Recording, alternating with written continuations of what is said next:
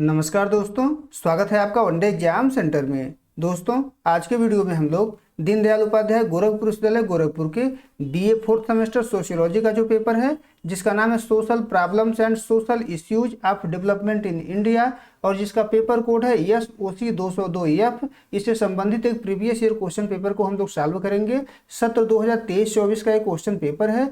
इसी प्रकार का क्वेश्चन पेपर आपकी परीक्षा में बनेगा और इसमें से भी ढेर सारा क्वेश्चन आपसे परीक्षा में पूछा जा सकता है। तो परीक्षा देने जाने से पहले इस वीडियो को जरूर देख करके जाइएगा। चलिए बिना देर के वीडियो को शुरू करते हैं।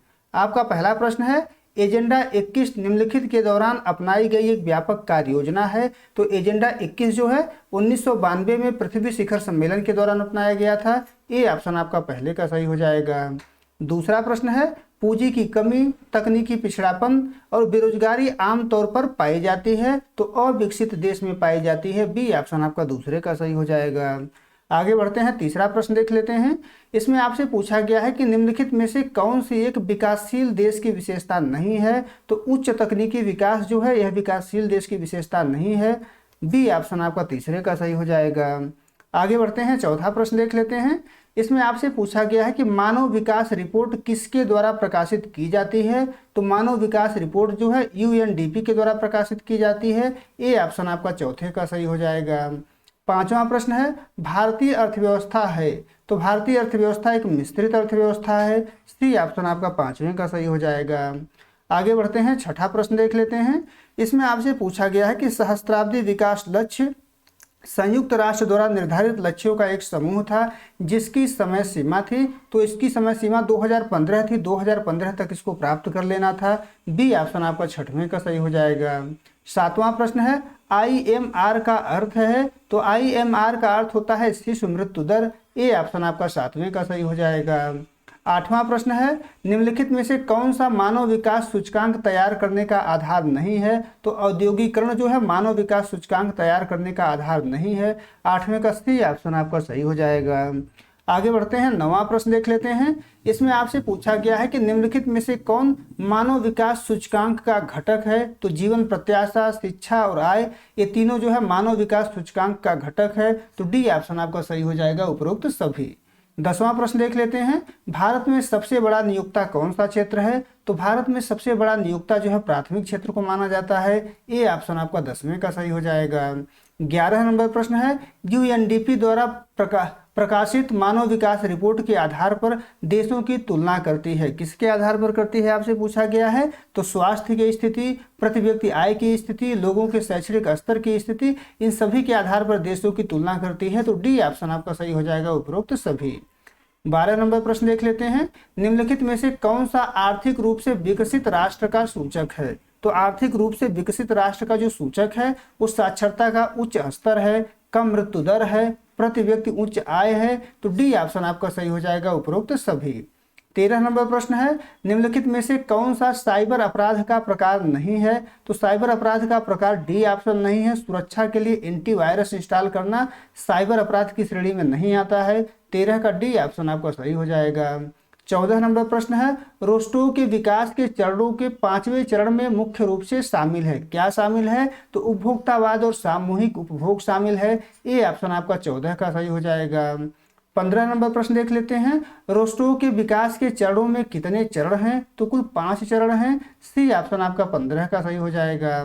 16 नंबर प्रश्न है, आर्थिक समृद्धि शब्द की व्याख्या द्वारा की जाती है। किसके द्वारा की जाती है आपसे पूछा गया है।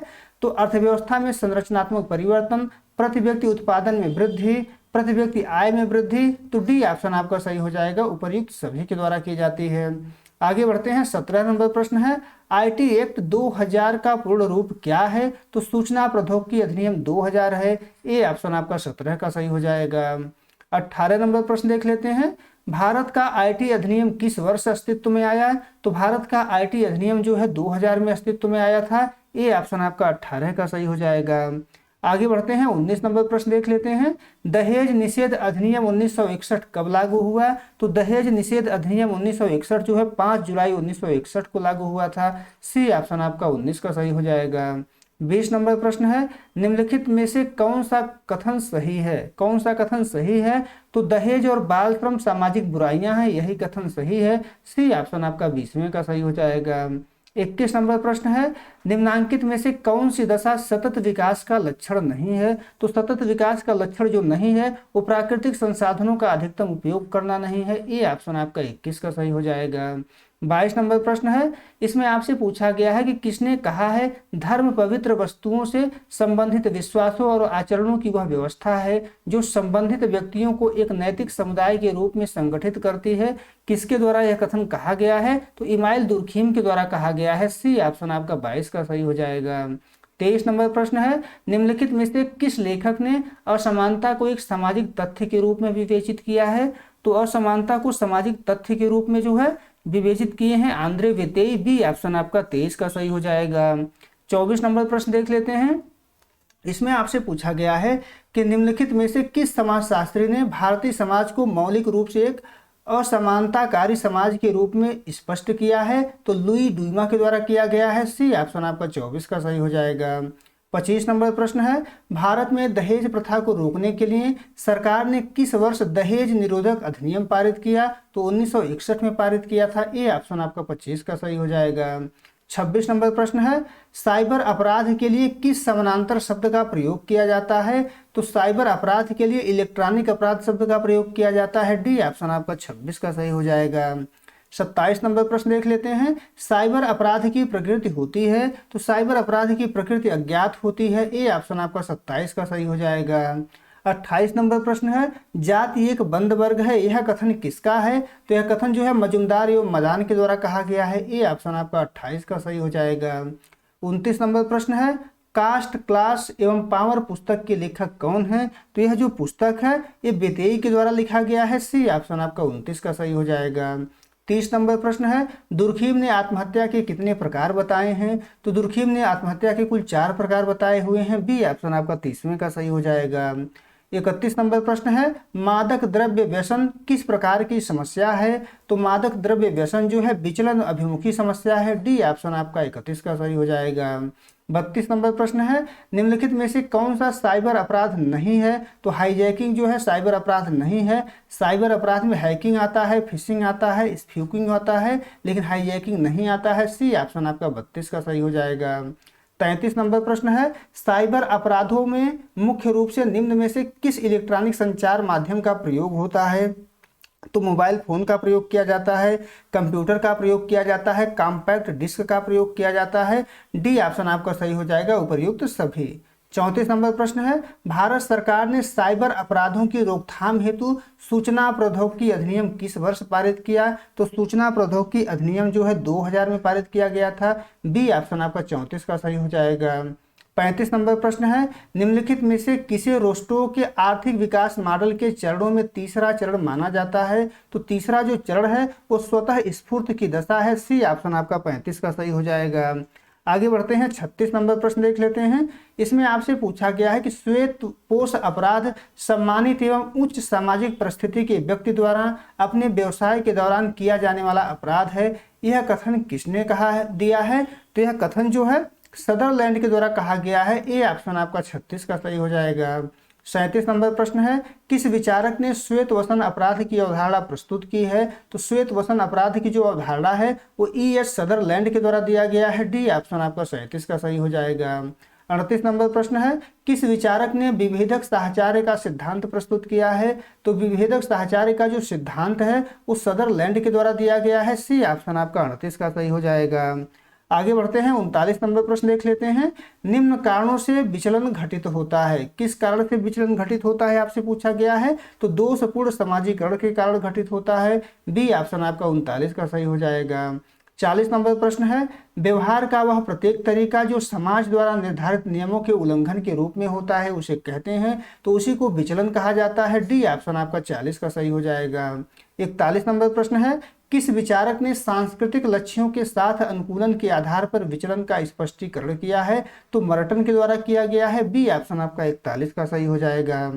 42 नंबर प्रश्न देख लेते हैं। इसमें आपसे पूछा गया है कि निम्नलिखित में से किस विद्वान ने विचलन का मनोवैज्ञानिक स्पष्टीकरण प्रस्तुत किया है? तो सिंगम फ्रायड ने प्रस्तुत किया है। डी ऑप्शन आपका 42 का सही हो जाएगा। 43 नंबर प्रश्न है, किसने कहा कि अपराधी जन्मजात होते हैं? तो अपराधी जन्मजात होते हैं लोम्ब्रोसो के द्वारा कहा गया है। सी ऑप्शन आपका 43 का सही हो जाएगा। 44 नंबर प्रश्न है, भारत में किशोर न्याय देख रेख एवं संरक्षण अधिनियम किस वर्ष पारित किया गया था? तो यह जो है भारत में दोस्तों 44 का आपका बी ऑप्शन सही हो जाएगा। 2000 में पारित किया गया था। बी ऑप्शन आपका 44 का सही हो जाएगा। 45 नंबर प्रश्न देख लेते हैं।